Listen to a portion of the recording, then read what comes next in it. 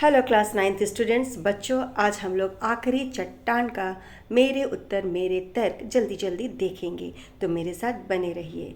प्रश्न 1। लेखक ने सूर्योदय का मनोहारी दृश्य कहाँ से देखा? क विवेकानंद चट्टान से, ख अरब सागर की ओर के ऊंचे टीले से, ग पश्चिमी क्षितिज से, घ सैंडल हिल से। तो सही उत्तर है विवेकानंद चट्टान से। स्पष्टीकरण देखिए। लेखक ने कन्याकुमारी में स्थित विवेकानंद चट्टान से सूर्योदय का अद्भुत और मनोहारी दृश्य देखा था। वहां से समुद्र और उगते सूर्य का दृश्य अत्यंत आकर्षक दिखाई देता है। बच्चों, यह जो पाठ है आखिरी चट्टान तक, इसमें जो लेखक है वह यात्रा करता है कन्याकुमारी तक।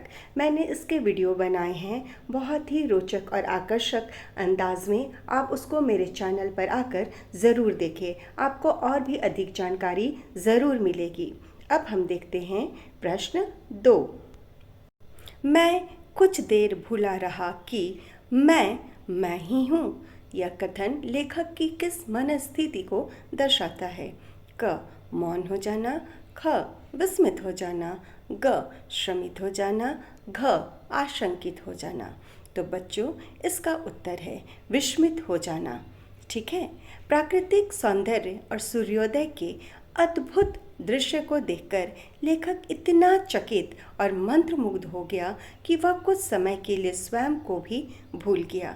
यह उसकी विस्मित मन स्थिति को दर्शाता है। अधिक जानकारी के लिए आप चैनल में आकर वीडियो को ज़रूर देखें। प्रश्न 3।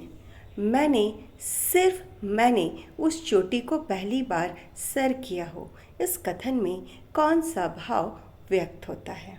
ठीक है, यह तीसरा प्रश्न है।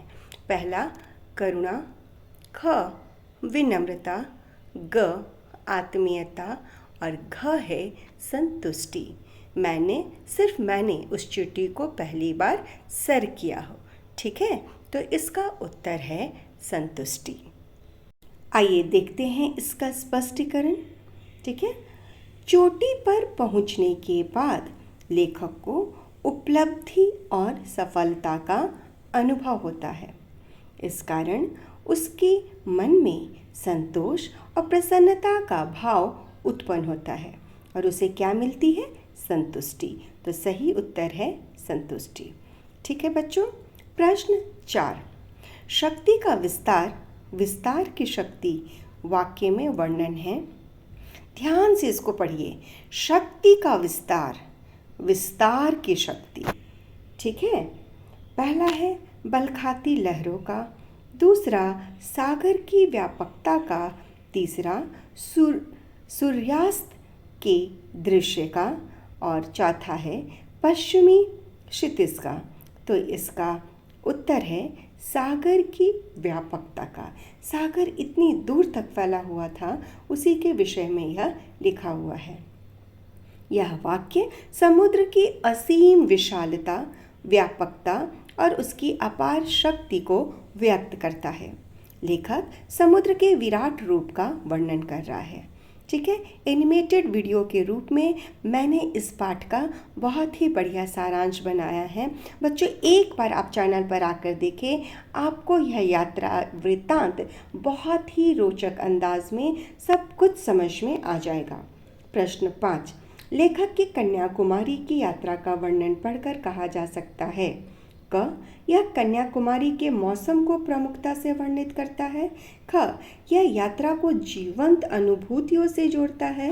ग यह केवल यात्रा के रोमांच पर केंद्रित है। घ इनमें कन्याकुमारी का काल्पनिक वर्णन मिलता है।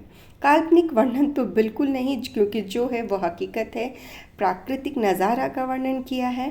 तो ख है यह यात्रा को जीवंत अनुभूतियों से जोड़ता है। स्पष्टीकरण देखिए। लेखक ने अपनी यात्रा के अनुभवों, भावनाओं, प्राकृतिक दृश्यों और मनस्थितियों का सजीव चित्रण किया है।